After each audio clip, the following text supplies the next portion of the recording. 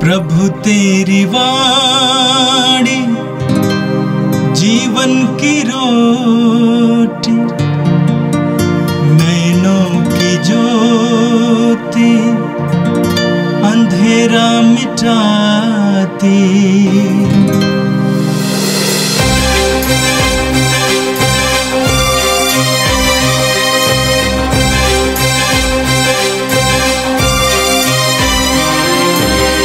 प्रभु तेरी वाणी जीवन की रोटी, नैनों की ज्योति अंधेरा मिटाती। प्रभु तेरी वाणी जीवन की रोटी, नैनों की ज्योति अंधेरा मिटाती। वाणी वाणी वाणी वाणी वाणी पवित्र है, शाश्वत है, जीवन का मन्ना है। 19 फरवरी शुक्रवार। पहला पाठ नबी इसायास का ग्रंथ, अध्याय 58, पद संख्या 1 से 9। प्रभु ईश्वर यह कहता है, पूरी शक्ति से पुकारो, तुरही की तरह अपनी आवाज ऊंची करो।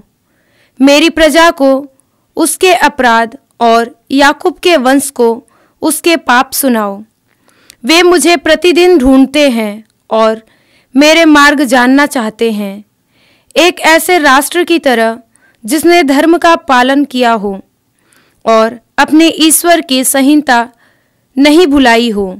वे मुझसे सही निर्णय की आशा करते और ईश्वर की सानिध्य चाहते हैं। वे कहते हैं, हम उपवास क्यों करते हैं जब तू देखता भी नहीं? हम तपस्या क्यों करते हैं जब तू ध्यान भी नहीं देता? देखो, उपवास के दिनों में तुम अपना कारोबार करते और अपने सब मजदूरों से कठोर परिश्रम लेते हो। तुम उपवास के दिनों लड़ाई झगड़ा करते और करारे मुक्के मारते हो। तुम आजकल जो उपवास करते हो, उससे स्वर्ग में तुम्हारी सुनवाई नहीं होगी। क्या मैं इस प्रकार का उपवास, ऐसी तपस्या का दिन चाहता हूँ जिसमें मनुष्य सरकंडे की तरह अपना सिर झुकाए और टाट तथा राख पर लेट जाए? क्या तुम इसे उपवास और ईश्वर का सुग्राह्य दिवस कहते हो? मैं जो उपवास चाहता हूँ वह इस प्रकार है, अन्याय की बेड़ियों को तोड़ना, जुए के बंधन खोलना, पद दलितों को मुक्त करना और हर प्रकार की गुलामी समाप्त करना। अपनी रोटी भूखों के साथ खाना, बेघर दरिद्रों को अपने यहाँ ठहराना, जो नंगा है उसे कपड़ा पहनाना और अपने भाई से मुंह नहीं मोड़ना। जब तुम्हारी ज्योति उषा की तरह फूट निकलेगी और तुम्हारा घाव शीघ्र ही भर जाएगा, तुम्हारी धार्मिकता तुम्हारे आगे आगे चलेगी और ईश्वर की महिमा तुम्हारे पीछे पीछे आती रहेगी। तो वह कहेगा, देखो मैं प्रस्तुत हूँ। यदि तुम अपने बीच से अत्याचार दूर करोगे, किसी पर अभियोग नहीं लगाओगे और किसी की निंदा नहीं करोगे। यह प्रभु की वाणी है।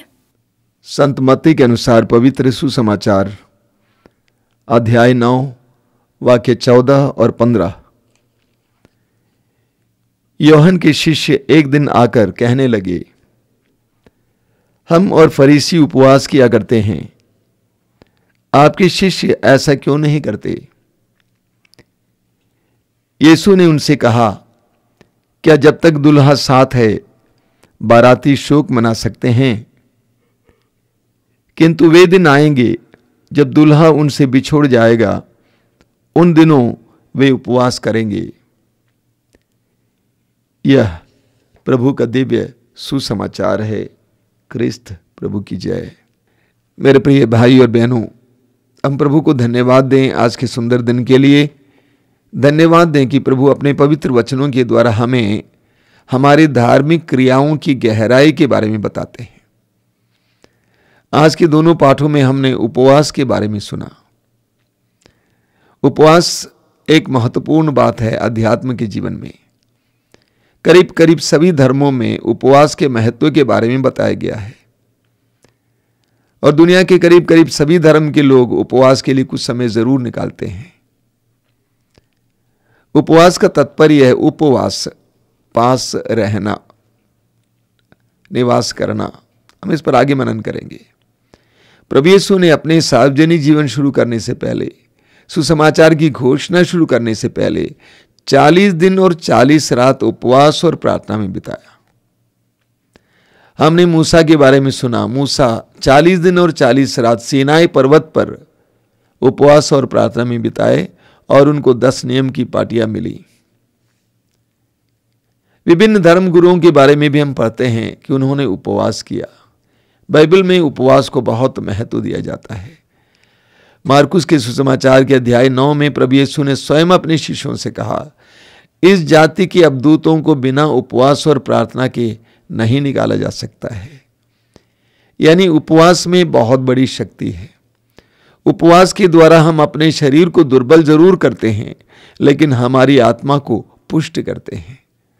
हम अपने आत्मा की आवाज को सुनने लगते हैं। आज के सुसमाचार में हमने सुना कि योहन के शिष्य, योहन बपतिस्ता के शिष्य आकर प्रभु यीशु से कहते हैं कि हम और फरीसी उपवास करते हैं, आपके शिष्य क्यों उपवास नहीं करते हैं। यहूदी धर्म में उपवास के लिए बहुत बड़ा महत्व था और उस धर्म के नियम के अनुसार यहूदी लोग उपवास करते थे, नियम की पूर्ति के लिए उपवास करते थे। लेकिन प्रभु यीशु ने जवाब में उनसे कहा, आवश्यकता पड़ने पर वे जरूर उपवास करेंगे। और हम जानते हैं कि प्रभु यीशु की मृत्यु और पुनरुत्थान के बाद शिष्यों ने बहुत उपवास किया। कल हमने वचन में सुना, प्रभु यीशु ने कहा उपवास किस तरह किया जाना चाहिए और उपवास के द्वारा हम पुण्य कमा सकते हैं, हम कृपा प्राप्त कर सकते हैं। लेकिन हमारा उपवास कैसा हो, इसके बारे में आज के पहले पाठ में हमें सुनने को मिला। इसायास नबी के ग्रंथ से बहुत सुंदर पाठ हमें सुनने को मिला। वहां पर प्रभु क्या कहते हैं? प्रभु कहते हैं कि ये प्रजा मुझसे बहुत कुछ पाना चाहती है, मानो ये प्रजा धर्मी हो, जबकि वो धर्मी प्रजा नहीं है। लोग धर्मी नहीं थे, लोग नियमों का पालन करते थे, लेकिन वास्तव में धर्मी नहीं थे, अंदर से धर्मी नहीं थे। प्रभु कहते हैं तुम आजकल जो उपवास करते हो, इससे स्वर्ग में तुम्हारी सुनवाई नहीं होगी। जिस तरह का उपवास तुम करते हो, उससे स्वर्ग में तुम्हारी सुनवाई नहीं होगी। प्रभु कहते हैं क्या मैं इस प्रकार का उपवास, ऐसी तपस्या का दिन चाहता हूं जिसमें मनुष्य सरकंडे की तरह अपना सिर झुकाए और टाट तथा राख पर लेट जाएं? क्या तुम इसे उपवास और ईश्वर को सुग्राह्य दिवस कहते हो? जब लोग नियम की पूर्ति के लिए उपवास करते थे तो उसमें ज्यादा दिखावा था और उसमें लोग गुस्सा भी करते थे, उसमें आंतरिक गुणों को वे भूल जाते थे। प्रभु कहते हैं मैं कैसा उपवास चाहता हूं?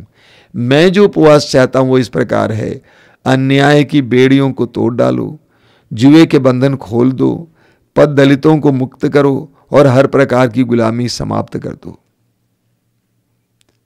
प्रभु कहते हैं तुम्हारे उपवास के समय ये सब होना चाहिए, क्योंकि मैंने अभी शुरुआत में कहा उपवास का मतलब उपवास, पास में वास करना। उपवास, पेट को खाली करना ही उपवास नहीं है, लेकिन वो समय ऐसा समय होना चाहिए जब हम प्रभु के करीब और अपने भाई बहनों के करीब होंगे।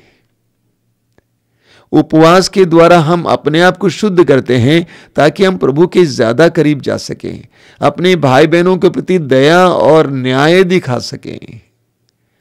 हमारे उपवास के द्वारा हमें इतनी कृपा और इतना पुण्य और इतना सामर्थ्य मिलना चाहिए कि हम प्रभु के करीब बैठें और दूसरों को अपने हृदय के करीब लाएं। आगे प्रभु हमें बताते हैं अपनी रोटी भूखों को के साथ खाओ, बेघर दरिद्रों को अपने यहाँ ठहराओ, जो नंगा है उसे कपड़े पहनाओ और अपने भाई से मुंह ना मोड़ो। ये उपवास का हिस्सा होना चाहिए।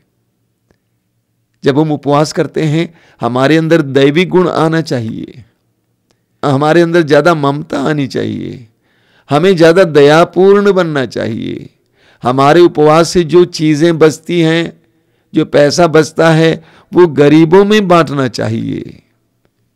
प्रभु का वचन हमें उपवास की एक नई परिभाषा सिखा रहा है।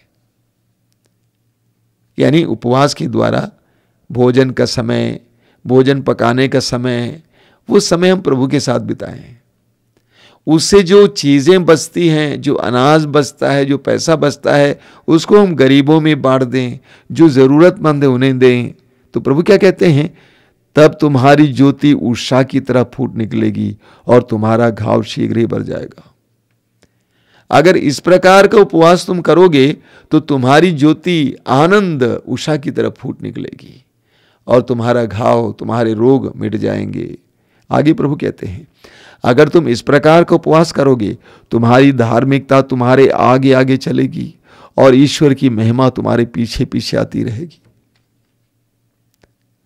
तुम आगे बढ़ोगे, तुम्हारी धार्मिकता दिखाई देगी।